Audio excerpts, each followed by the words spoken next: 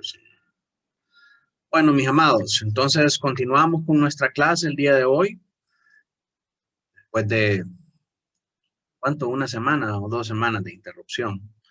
Bueno, estamos retomando nuestro estudio. Y antes de comenzar, vamos a orar al Señor para que Él tome este tiempo y que pueda instruirnos a nosotros para que Él sea quien edifique su iglesia. Así que vamos a orar al Señor. Acompáñenme en oración en esta tarde. Amado Dios, Padre Celestial, te damos gracias, Señor, por este día. Gracias, Padre, por la oportunidad que nos das nuevamente de poder estar juntos, reunidos en tu nombre, aunque sea por estos medios virtuales. Señor, te pedimos que puedas utilizar este tiempo para hablar a nuestra vida, Señor, para edificar a tu iglesia en los temas pertinentes, Señor, a la iglesia misma. Señor, ayúdanos a ser sensibles a esta enseñanza, a poder escuchar atentamente, Señor, y a poder grabar en nuestro corazón cada uno de estos conceptos, cada una de estas lecciones, para que podamos, Señor, ser piedras vivas que edifiquen tu iglesia, Señor, unidos, Padre, por la verdad, por el amor fraternal y por Cristo Jesús, que es la piedra angular, Señor, de este glorioso edificio. En Cristo Jesús oramos. Amén y amén. Bien, gloria al Señor, mis amados. En esta tarde vamos a continuar estudiando acerca de los aspectos disciplinarios de la iglesia. ¿Verdad? Una de las cosas que tenemos que hacer énfasis es en la parte de la disciplina y entender que este es el poder que Dios le ha dado a la iglesia. Cuando hablamos de las llaves de la iglesia, las llaves son el poder que el Señor le ha entregado para poder recibir a los miembros o expulsar a los miembros, disciplinar a aquellos que andan en un estilo de vida desordenado, sean miembros u oficiales de la iglesia. Cada vez que nosotros vemos esa palabra de las llaves del reino en la Biblia, vemos que está directamente ligada con la autoridad de la iglesia de atar y desatar en el cielo y en la tierra, de ponerse de acuerdo mutuamente para hacer manifiesta la voluntad de Dios aquí en la tierra. Entonces, en las implicaciones prácticas que nosotros vemos de esa autoridad que Dios le ha dado, y reitero, a la iglesia, no a los pastores, sino que a la iglesia, se deriva esta práctica de disciplina, tanto de la iglesia para los miembros en desorden, como la disciplina y el buen testimonio entre los miembros en sí. Y en esta tarde vamos a hablar de las ofensas de un hermano contra otro. Y este es un tema que tiene que ver con nuestra vida de iglesia, con el día a día. Mi hermano, nosotros tenemos una ventaja ahorita y es la que venimos empezando y somos un grupo pequeño. Y todos nos conocemos y pues algunos manejamos cierta distancia porque venimos comenzando, venimos conociéndonos y estamos en una relación, como quien dice, en luna de miel, ¿verdad? Todavía no han aflorado todas aquellas cosas que pudieran molestarnos de una persona, del carácter de una persona y cosas que al igual en un matrimonio tenemos que aprender a convivir con ellas y tenemos que aprender a cambiar o aprender a moldearnos para poder edificarnos mutuamente. Proverbios nos dice que hierro con hierro se aguza. Y es una bonita figura cuando lo vemos en los cuchillos o en las espadas. Pero cuando lo vemos en la vida práctica de hermano con hermano, hay caracteres que cuando se confrontan uno a otro sacan chispas. Y eso es difícil en la vida de la iglesia. Sin embargo, hay cosas que debemos tolerar, hay cosas que debemos aguantar y debemos trabajar, pero hay otras que definitivamente no debemos tolerar y no debemos dejar pasar. Y no es una cuestión de que no, es que así es él y hay que entenderlo, sino que tenemos que ayudarle a ese hermano a ver esas situaciones, esas faltas, esas grietas en el carácter, de manera que si lo amamos, tenemos que hacerle ver esas cosas que está haciendo mal. Y este es un gran problema en nuestro contexto de iglesias latinoamericanas, porque la gente no quiere hablar. Los hermanos no quieren ese tipo de confrontación. Y creo que es un problema generalizado en todas las iglesias. ¿Verdad? Se tiene una mala concepción de que ser cristiano es aguantarse todas las cosas de otro hermano, aún las cosas que el hermano hace son faltas condenadas por la escritura. Porque en nombre de ser pacificador, en nombre de ser espiritualmente maduro, ciertas cosas, ciertas actitudes incorrectas, aunque sean malcriadezas por parte del hermano, tienen que ser toleradas. Y eso no es así. Eso definitivamente no es así. Y no es amar a un hermano, no decirle nada. Al contrario, es rechazarlo y no amarlo lo suficiente, el no decirle esas cosas. Y mirábamos ahora en la mañana en nuestro estudio de que una de las marcas para saber si una persona ha sido verdaderamente salvo, nos dice primera Juan que es si amamos a los hermanos. Dicen, esto sabemos que somos de Dios si amamos a nuestros hermanos. Entonces, si usted es verdaderamente salvo, si usted es un verdadero creyente, usted está en la obligación de amar a su hermano. Y no decirle nada es no amarlo. Por el contrario, decirle las cosas que está haciendo mal es la muestra más grande de amor que usted puede tener con él.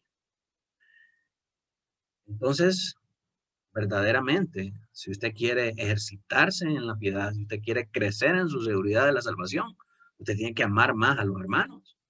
Y amar más a los hermanos no es solamente darle amor afectivo y abrazarlo y decirle, hermano, cuánto lo amo, sino que es que cuando tengan desavenencias, que puedan hablar abiertamente acerca de estas cosas.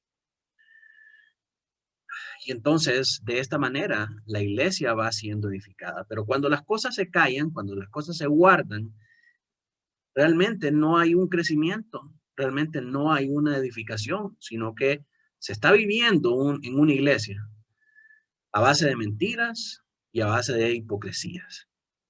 Y tarde o temprano, cuando esas diferencias no se arreglan, el inevitable resultado de eso es la separación. Entonces no queremos que estas cosas sucedan y debemos abordarlas. Debemos hablar con un hermano cuando nos ha causado alguna ofensa que según la Biblia es pecado o es condenado o no está bien de acuerdo a los estándares de amor de nuestro Señor Jesucristo. Y es fácil, hermanos, cuando uno es el que tiene que ir y decirle a un hermano, hermano, mira, perdona, pero tú me hiciste esto y a mí me ofendió. Entonces, yo quiero decirte que en base a la Biblia, eso no está correcto. Es fácil o no es fácil, ¿verdad? Uno muchas veces tiene que pelear contra su propio orgullo, tiene que pelear contra muchos sentimientos encontrados, pero es mucho más fácil ir y decirlo que recibir esa amonestación, recibir esa exhortación, porque de la práctica les puedo decir que no todo el mundo la recibe de manera correcta. No todo el mundo quiere escuchar que está en pecado, mucho menos de parte de alguien que usted pudiera considerar espiritualmente inferior. Pero como discípulos del Señor Jesucristo, somos llamados, mis hermanos, a cuidar de los más pequeños, a amarlos de tal manera de que si hicimos algo que pudo ofenderlos, nosotros podamos ser tan sensibles que inmediatamente recurramos a la humildad, a la humillación, al arrepentimiento y a pedirle perdón a ese hermano. Hermano, perdóname si te fallé. Hermano, discúlpame si hice eso. Hermano, si en algo te he ofendido, perdóname de corazón. Y si eso te causa malestar, no lo voy a volver a hacer. Ese es el verdadero corazón del miembro de una iglesia bíblica. Buscar amar al hermano más que a sí mismo, en consonancia y en consistencia con el mandamiento del Señor. Muchas veces somos demasiado orgullosos, somos demasiado prepotentes y somos demasiado altivos, y la Biblia nos llama necios en nuestra propia opinión. Nuestra expresión de querer ir y confrontar a un hermano muchas veces se mira obstaculizada por el pensamiento de que no, yo no soy el que está ofendido es él. Y si yo no tengo nada contra él, pero si él tiene algo contra mí, que venga él y me diga. Y ese es un pensamiento incorrecto, un pensamiento contra el que nosotros tenemos que luchar, porque ese no es el comportamiento que el Señor Jesús espera de nosotros. Entonces, vamos a leer un poco lo que dice el material acerca de estos temas. Dice de las ofensas privadas de un hermano contra otro. En lo tocante a las ofensas privadas, se debe observar la regla de Mateo 18. Y esta creo que ya la hemos visto varias veces, ¿verdad? Cuando dice el Señor, si tu hermano peca contra ti, ve y repréndele estando tú y él solos. Si te hace caso, habrá ganado un hermano. Pero si no te oyere, entonces ve con 2 o 3 testigos y confróntalo. Si te hace caso, habrá ganado un hermano. Pero si no te oyere, entonces dilo a la iglesia. Y si no oyere a los de la iglesia, entonces ténganlo por gentil y publicano. Esto es, si ya después de eso no quiere admitir su falta y cambiar, entonces ténganlo como que si fuera un impío, como que si fuera un mundano, ¿verdad? Y ahí ese es el último peldaño de la disciplina bíblica que culmina en exclusión. Entonces, continúa diciendo, por cierto, solo esto se debe suponer, a saber que si solo 1 o 2 hermanos tienen conocimiento del crimen de algún miembro, pero si es conocido públicamente por el mundo, así, es decir, que esto se maneja de esta manera, si únicamente es conocido por el hermano que recibió la falta y hay otro hermano que pudiera saber.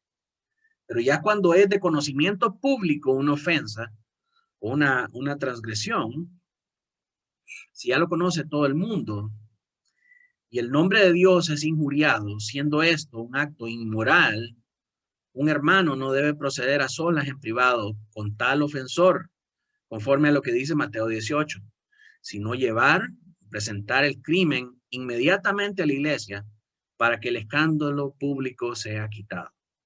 Entonces, imagínense un escenario para entender esto. Que venga un hermano y golpee a la esposa y los vecinos escuchen el escándalo, llaman a la policía y llegan los medios y dan cobertura y se da cuenta de aquel gran escándalo que este hombre golpea a la mujer, que están pasando por una crisis de violencia familiar. Ya cuando es un asunto de esta magnitud, no se puede proceder con los pasos que dice Mateo 18.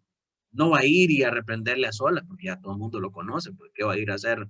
Hablar a solas con él. Ya ese es un caso que tiene que presentar ante la iglesia.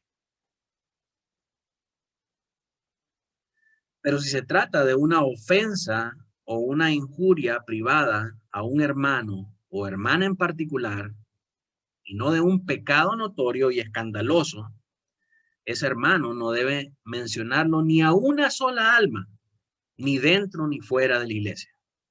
Porque se da, ¿verdad? El caso de que de hermanos que recibieron una ofensa y andan de call center divulgando lo que el hermano hizo.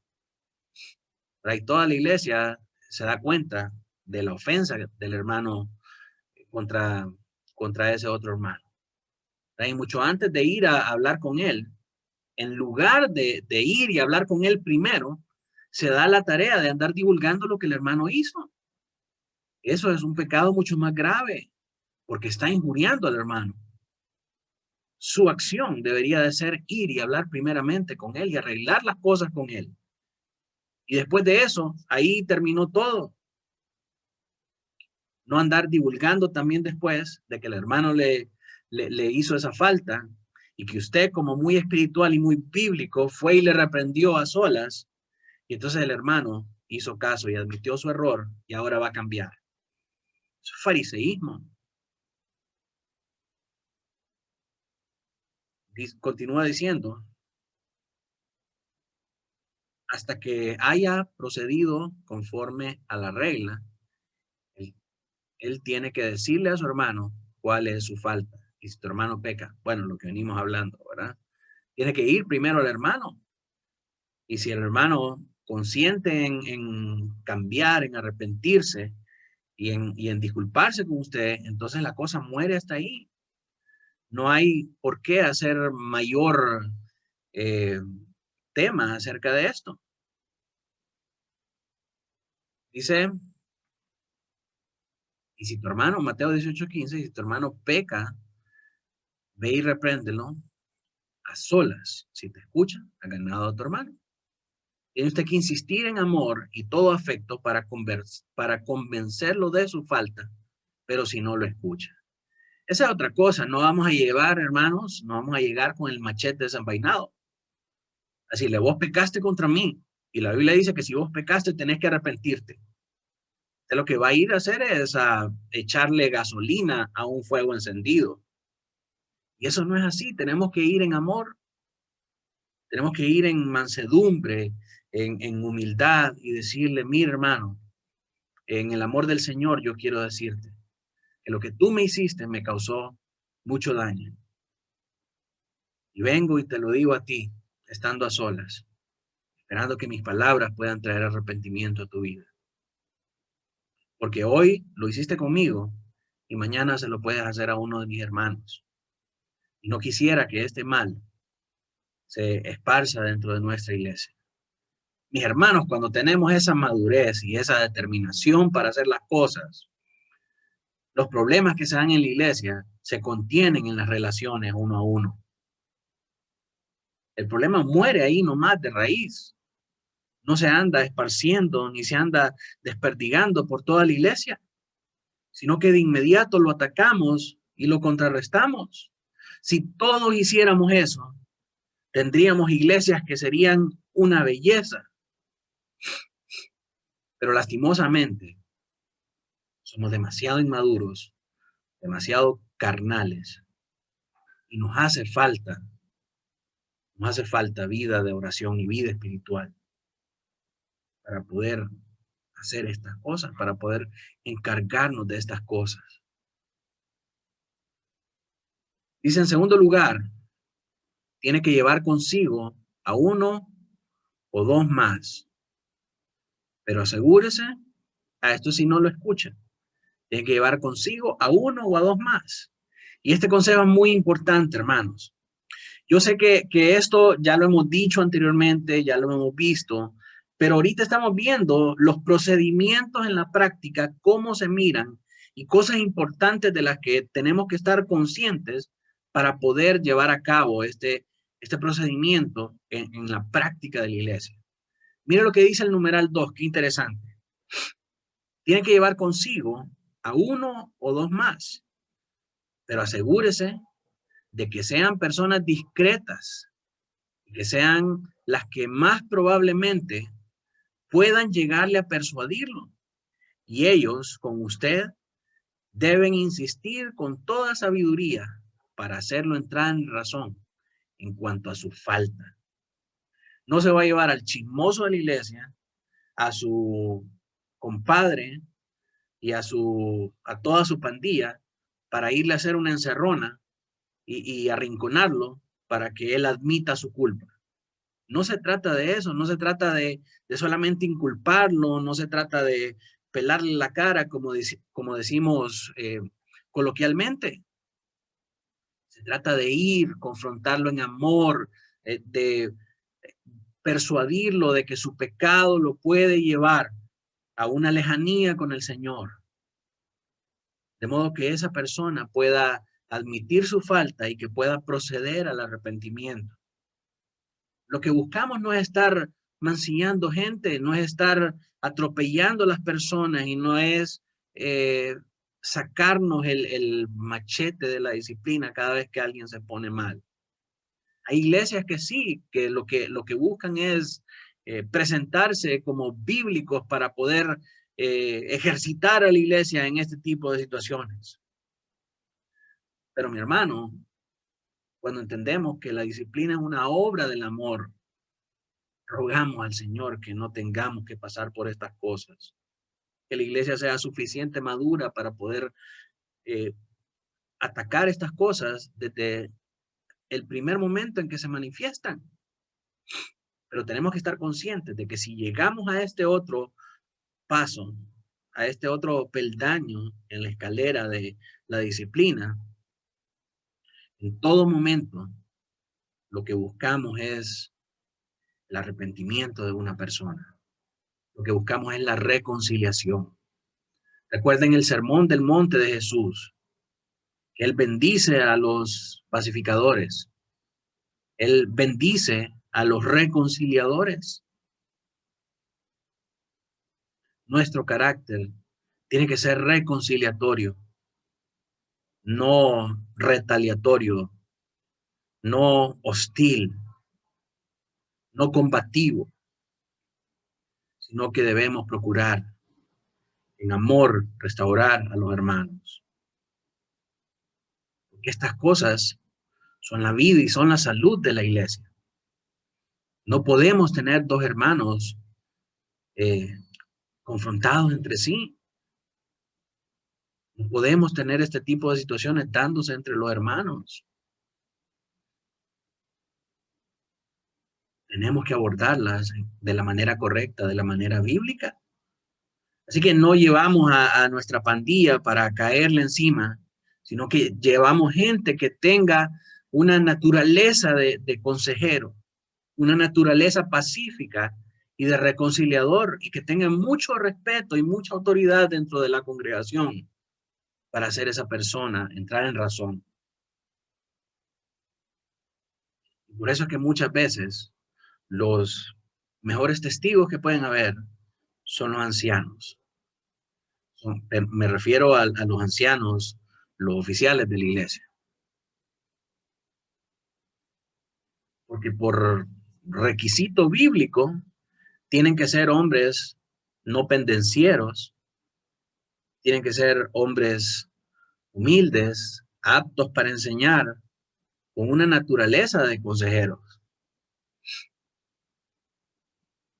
Pero si se lleva a sus amigos, al que tiene fama de chismoso, no convertido, entonces ahí sí está en un grave problema. O gente de su misma familia que aboga por usted, lo que va es a ser un mayor problema, es a dañar el corazón de ese hermano y a dañar el corazón de los suyos para con él. Y ese no es el propósito. El propósito es lograr esa reconciliación que yo le digo. Que sean personas discretas y que sean las más probables que puedan llegar a persuadirlo. Y ellos con usted deben insistir con toda sabiduría para hacerlo entrar en razón en cuanto a su falta. No es simplemente hablar con él, como si eso fuera suficiente. No, sino que es tomarse todas las molestias debidas y luchar para convencerlo, para que así el asunto sea resuelto y la iglesia no se preocupe por ello. Mis hermanos, cuando aquí en este tema, cuando hablamos de estas cosas, muchas veces tratamos de resolver estos conflictos únicamente por medios carnales. Dejamos por fuera, dejamos totalmente fuera el hecho de que como cristianos tenemos que orar por una situación. El hecho de que como cristianos tenemos que hablar con la palabra. El hecho de que como cristianos tenemos que darle espacio al Espíritu Santo para que Él pueda obrar en la vida de una persona. Y lo que menos hacemos es eso.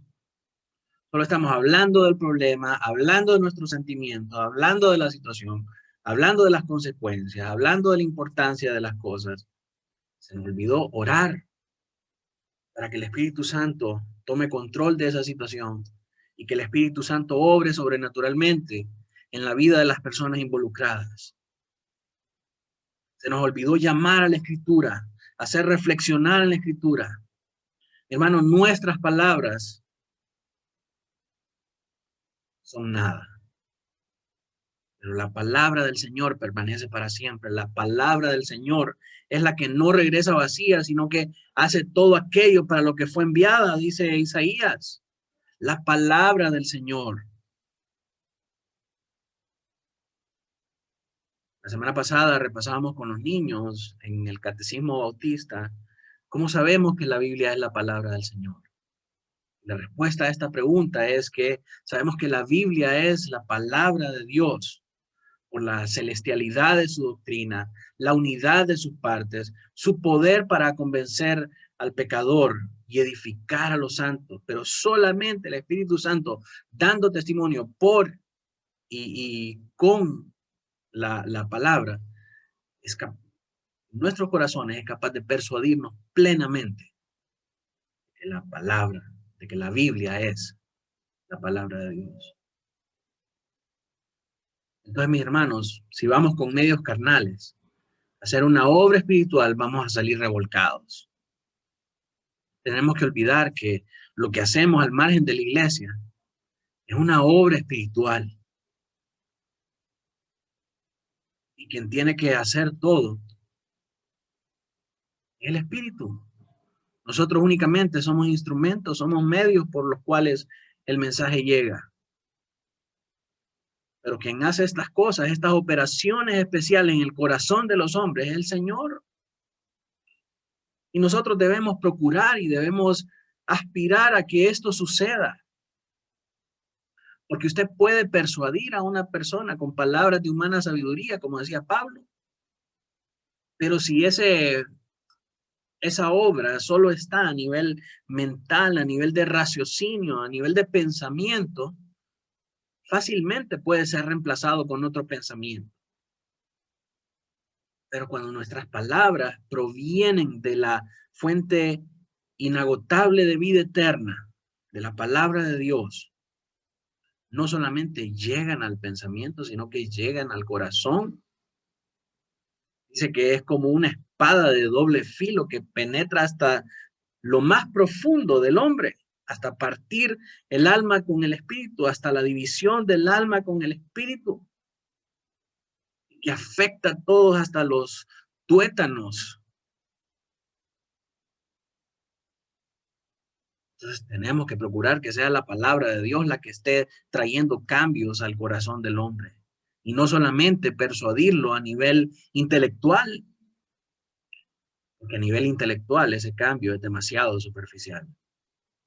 No es simplemente hablar con él como que si eso fuera suficiente, sino que tomarse todas las molestias de vida y luchar por convencerlo, para que así el asunto sea resuelto y la iglesia no se preocupe por ello. Esto me recuerda aquel versículo que habla de que debemos arrebatar a aquellos, que debemos evangelizar a aquellos como arrebatándolos del fuego. Déjenme buscar ese verso.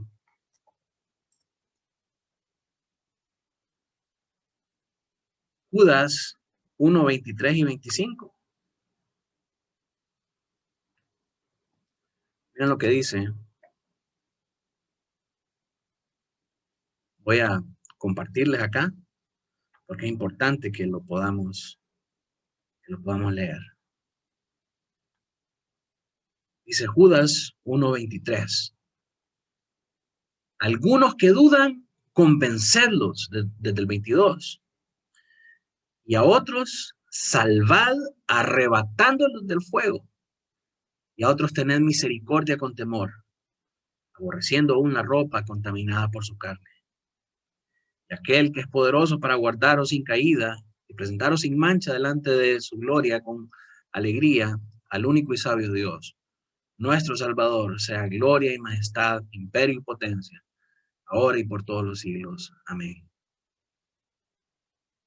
A otros salvad arrebatándolos del fuego. Esa es nuestra labor. Eso es lo que nosotros tenemos que hacer cuando hablamos con estos hermanos.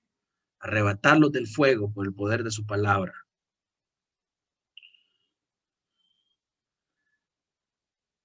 Pero si no te escucha, dice, llévalo contigo a uno o a dos más, para que toda palabra sea confirmada por boca de dos o tres testigos. Al final, hermanos, nosotros tratamos de hacer las cosas, pero nosotros no podemos cambiar el corazón del hombre. Lastimosamente, yo he tenido que pasar por estos procesos y me he topado con una dureza tal que después de tratar de persuadir a una persona con la palabra del Señor y con oración, su corazón simplemente está tan endurecido por el pecado que no quiere cambiar. Y no podemos hacer nada. El Señor no nos manda a cambiar el corazón del hombre. El Señor simple y sencillamente nos manda a llevar su mensaje. Ya la obra que Él hará en la vida de una persona es entre Él y ese pecador. Así que no se cargue si después de dos o tres testigos usted no puede llevar a cabo esos cambios que usted espera en el corazón. Es necesario que por la dureza de su corazón, Dios trate con él de otra manera. Entonces, seguimos al siguiente peldaño. Y el siguiente peldaño es, pero si él rehúsa escucharnos, después de haber usado todos los medios y amonestaciones debidos, entonces la falta tiene que ser llevada o tiene que ser presentada a la iglesia. Y si también rehúsa escuchar a la iglesia, tiene que ser echado fuera, tiene que ser excomulgado. Mis hermanos, esta es la disciplina bíblica. Esta es la disciplina que en muchas iglesias no se practica. Y es algo que está en las escrituras y que el Señor nos manda a hacer. La marca distintiva de una iglesia bíblica es que aplica la disciplina para los miembros que andan en desorden. Las iglesias evangélicas carismáticas hoy en día se rehúsan a aplicar este tipo de situaciones. Porque si todas ellas aplicaran estas normas disciplinarias bíblicas, se quedarían sin gente. Porque hay muchas personas en esas iglesias que son lobos vestidos de oveja, que andan en desórdenes, y es penoso y lamentable que aún siendo pastores andan en prácticas inmorales, andan en prácticas impías. Y es mucho más vergonzoso todavía que los pastores no estén dispuestos a aplicar la disciplina bíblica, como lo manda el Señor Jesucristo. Esta ni siquiera es palabra de Pablo ni de los apóstoles. Es Cristo hablando a sus discípulos y dando esta orden, mis hermanos. Si nosotros somos discípulos, tenemos que obedecer los mandamientos del Señor. Esto es algo no negociable. Yo sé que esto es algo que trae malestar a las personas, porque no es fácil pasar por un proceso de disciplina. Y lastimosamente no todo el mundo tiene la madurez para entender estas cosas. Y por eso todos tenemos que estar empapados y familiarizados de estas cosas. Porque todos estamos sujetos a caer en indisciplinas, a caer en desórdenes. Y cuando a nosotros nos toque, tenemos que tener la humildad, la sabiduría y la madurez suficiente para poder sobrellevar una de estas cosas, sabiendo que la intención de la disciplina es llevarnos hacia la restauración No es tenernos olvidados en un rincón hasta que se le pase la calentura, como dicen en algunos lados. No, es restaurarnos. Muchas personas cuando son notificados que serán disciplinados, lo que hacen es huir e irse para otra iglesia, donde no lo conocen, donde puede empezar de cero y donde no le van a andar con tanto cuento, donde puede hacer sus cosas libremente sin que nadie se meta en su vida. Y sí, puede hacerlo, puede ir, pero al final sabe que sus acciones no glorifican al Señor. Y al final sabe que si está en una iglesia donde le toleran esas cosas, probablemente es una sinagoga de Satanás. Porque, mi hermano, si somos verdaderamente bíblicos, somos llamados a ejercitar esta disciplina, nuevamente con el proceso de restaurar a los hermanos. Dice el numeral 3, pero si él rehúsa escucharlos después de haber usado todos los medios y amonestaciones debidos, entonces esta falta tiene que ser llevada y presentada a la iglesia. Tiene que ser echado fuera, tiene que ser excomulgado. Pero ¿cómo se hace esa excomulgación? Simplemente el anciano viene y le dice, no, andate de aquí, ya no te quiero ver más acá, andá y arregla tu problema. No tenés parte en esta iglesia. ¿Cómo se lleva a cabo esa excomunión? Mire lo que dice el material. ¿Tiene que ser esa falta llevada a la iglesia? No, vamos a ver. El anciano debe preguntar si el hermano ofensor, según sus juicios, es incorregible y rehúsa escuchar a la iglesia.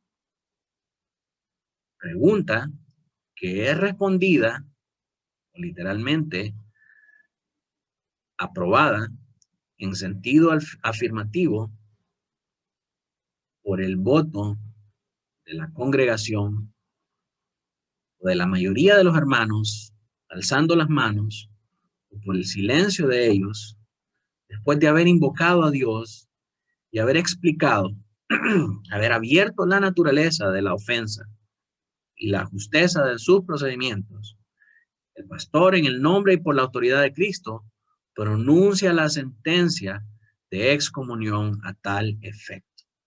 Ahora, tenemos que entender, hermanos, que estos votos, este voto de la congregación, no es un voto como se haría en cualquier institución pública, en cualquier institución privada y en cualquier institución ajena al carácter santo y religioso de la iglesia. Las votaciones en la iglesia son algo que se hace de común acuerdo. ¿Cómo es de común acuerdo? El pastor se para y explica la razón o el proceder o la situación que se está dando y explica bíblicamente qué es lo que nos manda la Biblia a hacer. Y entonces pregunta a la congregación si hay alguien que con una limpia conciencia no puede apoyar o no puede consentir que se lleve a cabo lo que la Biblia nos manda hacer, que exprese su inconformidad. Entonces, con esos hermanos que están inconformes, y por amor a esos hermanos, no podemos ejecutar la acción en ese momento. Entonces tenemos que ir y hablar con esos hermanos y preguntarles cuál es su motivo o cuáles son sus razones para no estar de acuerdo con estas acciones que la Biblia nos manda hacer. Entonces, si las acciones de los hermanos son válidas, entonces debemos reconsiderar. Pero no reconsiderar en un sentido de que si el hermano está en pecado y no se arrepiente, entonces los hermanos creen que es una sanción muy dura, que el hermano puede llegar a arrepentirse, Entonces no vamos a hacerlo ya, porque los hermanos creen que el hermano sí puede tener una oportunidad. No, no se trata de eso. Se trata de que si algo hicimos mal en el proceso, si nos faltó ir con 2 o 3 testigos, si nos faltó algo de lo que el Señor dijo que teníamos que hacer, entonces tenemos que replantear la situación y hacerlo, si estamos mal nosotros. Pero si todo se ha seguido de manera bíblica y de manera correcta, y logramos comprobar que la objeción de los hermanos no es válida, entonces nuevamente lo llevamos a toda la congregación. Así que nuevamente sometemos la situación a la congregación y preguntamos a la congregación si de común acuerdo todos podemos convenir en que esto es lo que nos manda la Biblia, que debemos hacerlo presurosamente. Entonces, si todos están de acuerdo, dicen amén, un amén sonoro y solemne, o se ponen de pie o levantan la mano. Pero no es que vamos a hacer quién nomina, quién secunda, cuántos votan a favor, cuántos en contra, cuenten los votos. Si en la mitad más uno, entonces estamos de acuerdo. No se trata de eso. Se trata de eso. Se trata de que toda la iglesia esté de acuerdo. Se trata de que toda la iglesia ratifique algo que es bíblico. Y que no sea solamente una decisión del pastor y que no solamente sea un capricho del pastor, porque puede darse eso, que el pastor tiene algo contra el hermano y quiere por todos los medios deshacerse de ese hermano, porque es una piedra en el zapato del pastor. Entonces no le corresponde al pastor tomar esa decisión. Esa es una decisión que tiene que ser de toda la iglesia. Todos tenemos que estar de acuerdo en esto. Porque ese es el poder de las llaves que el Señor le ha dado a la iglesia. Que donde 2 o 3 están reunidos en mi nombre, ahí estoy yo. ¿Para qué? Para atar y desatar lo que ataren en el cielo y lo que ataren en la tierra, lo que desataren en el cielo y lo que desataren en la tierra, será hecho. Porque es la iglesia de Jesucristo con el poder delegado de Cristo en común unión, todos, ratificando una decisión que el Señor nos manda a hacer. Así se llevan a cabo los procedimientos bíblicos y así se ejercita la autoridad de la iglesia. Entonces dice que después de haber invocado a Dios y haber explicado la naturaleza de la ofensa y la justeza de sus procedimientos, el pastor en el nombre y por la autoridad de Cristo pronuncia la sentencia de excomunión a tal efecto. Siendo tal hermano culpable de gran iniquidad y no manifestando arrepentimiento, no fingido, sino rehusando escuchar a la iglesia, pronuncio y declaro en el nombre y por la autoridad de Cristo que me ha sido encargada como pastor de esta iglesia, que él debe ser y por la presente es excomulgado, excluido o echado fuera de la congregación. Que ya no debe ser reconocido como hermano o miembro de esta iglesia. Y esto es para la destrucción de su carne, a fin de que su espíritu sea salvo en el día del Señor. Tal como Pablo le dice a los corintios en 1 Corintios 5, al tal, a aquel que estaba viviendo con la mujer de su padre, al tal entreguen a Satanás para la destrucción de su carne. Y esa entreguen a Satanás no es que estamos invocando a Satanás para que Satanás venga a llevárselo, sino que simplemente cuando nosotros lo excomulgamos de la iglesia, nosotros lo estamos entregando al reino de las tinieblas, porque es un impenitente. O sea, que el Señor trate con él para que pueda arrepentirse y que pueda venir nuevamente al Señor en arrepentimiento. Creemos que esta es la esencia, literalmente la sustancia, de lo que el apóstol llama entregar a Satanás. Que el ofensor impenitente sea arrojado al mundo, el cual es llamado el reino de Satanás, donde este último gobierna y reina.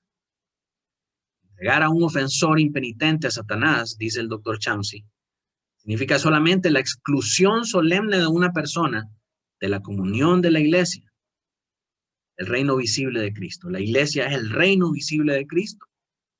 Y privarlo o despojarlo de todo derecho visible a los privilegios de la iglesia, arrojándolo al reino del mundo, donde el príncipe de las tinieblas gobierna a los hijos de desobediencia. Y habiendo hecho esto, él debe ser estimado como alguien que no es mejor que un gentil o publicano, o como una persona malvada, y como alguien con quien no se debe tener ni siquiera una comunión civil íntima. Ni siquiera una comunión civil íntima.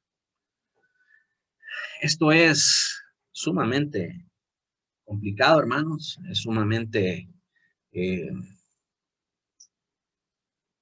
difícil, pero es necesario. Es necesario. Si como iglesia nosotros hemos determinado que ese hermano le está causando gran daño al nombre del Señor con su pecado, y la iglesia consiente en expulsarlo, pero es mi amigo, y aunque sea mi amigo, aunque la iglesia lo haya expulsado, pero es mi amigo, yo voy a seguir llevándome con él, yo voy a seguir hablándole, yo voy a seguir yendo a ver los partidos a su casa y haciendo las actividades que hacemos normalmente. Total, una cosa es la iglesia y otra cosa es la vida. Mis hermanos, si nosotros estamos haciendo eso, nosotros estamos menoscabando la autoridad de la iglesia. Nosotros estamos también participando de pecados ajenos y nosotros estamos causando, somos causales de ese mismo daño al nombre del Señor al llevarnos con un gentil y publicano, con alguien que la iglesia ha aborrecido. Nosotros nos estamos haciendo partícipes de los pecados de esa persona. Estamos consintiendo que lo que está haciendo está bien. Y nos estamos llevando con las patas, como decimos vulgarmente, lo que la iglesia ha establecido, lo que el reino de Dios, lo que la depositaria de la autoridad de Cristo ha decidido en torno a un pecador. Hermanos, lo que dése cuenta que lo que dice 1 Corintios 5 acerca de un pecador impenitente, de entregarlo a Satanás para la destrucción de su carne, lo que queremos es que se arrepienta. Lo que queremos es que venga a sus cabales, a sus sentidos, como el pródigo. Que diga, no, yo no soy del mundo. Yo no soy para estar comiendo algarrobas con los cerdos. Yo estoy para estar comiendo manjares y banquetes en la casa de mi padre. Pero si usted lo está solapando, usted no le está ayudando a venir a sus sentidos. Él tiene que resentir y tiene que sentir amargamente su falla. De manera que pueda volver otra vez. Si es su amigo y lo amaba, tiene que sentir la frialdad y la dificultad de su ausencia. Pero si usted se va a ir a rebajar, a hacer las mismas cosas que él hace y a solaparle el pecado, usted le está causando también gran daño a la iglesia. Entonces tenemos que ser conscientes de eso. Que si la iglesia, por la autoridad de Cristo, consiente en expulsar a un hermano, hermanos, tenemos que ser consistentes en nuestra vida privada también.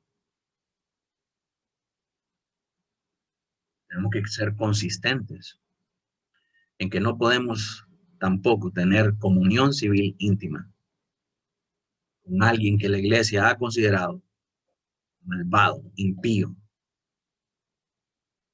porque estaríamos mancillando la autoridad de Cristo. Por supuesto, hay aplicaciones complejas, hermanos, como qué hacer, qué hacer si esa persona excomulgada es mi hijo. Esas son cosas que son sumamente difíciles. Yo ruego al Señor, hermanos, que no nos toque nunca pasar por esas cosas. Por eso tenemos que ser bastante sinceros, intencionales, en procurar los cultos en casa, los cultos familiares, para discipular a nuestros hijos, para formar a nuestros hijos, de modo que no lleguen a blasfemar el nombre del Señor, de modo que no tengamos que pasar por una situación de estas. He aprendido de grandes hombres de Dios que no les tiembla el pulso en el púlpito para excomulgar aún a sus familiares. Y admiro sumamente eso. Yo le pido al Señor que nunca tenga que pasar por eso, pero que si tengo que pasar por eso, que no anteponga mis sentimientos, que no anteponga mi propia humanidad, que pueda cumplir con la voluntad del Señor. De la misma manera que Cristo oró en el el huerto de Getsemaní. Señor, si puedes, pasa de mí esta copa, pero que no se haga mi voluntad sino la tuya. Y es duro, hermanos, pero el Señor Jesús nos recuerda que, y hablábamos con la iglesia esto hoy en la mañana, que tenemos que amar a Dios, llamarlo por encima de todas las cosas, llamar a Dios y ser su discípulo necesariamente. Dice Jesús que nos lleva a negar padre y madre. El amor del Señor tiene que estar por encima de nuestros sentimientos familiares, de nuestros lazos familiares. Yo sé, mi hermano, yo sé que eso es algo sumamente difícil y es más fácil decirlo que hacerlo. Pero yo principalmente me encuentro en una seria encrucijada. Si algún día me toca aplicar mis propias palabras. Pero si no lo hago, sepa usted que en ese momento yo soy meritorio de disciplina bíblica por parte de la iglesia. Así que mis hermanos, en este proceso no hay campo para humanismo. Por eso tenemos que ser serios en nuestro discipulado familiar. Por eso tenemos que ser serios con nuestra vida. No podemos estar jugando porque las repercusiones de estas cosas son fuertes, son fuertes. Y si no queremos pasar por esto, tenemos que tomarnos ahora nuestra labor para hacer las cosas bien. Así que mis hermanos, esto de la excomunión, puedo decir por experiencia que no es nada fácil. Es algo sumamente difícil, pero que el Señor nos llama a poder ser fieles y a poder hacerlo sin vacilar. Bien, gloria al Señor. Entonces oramos. Alejandro, no sé si puedes dirigirnos en oración.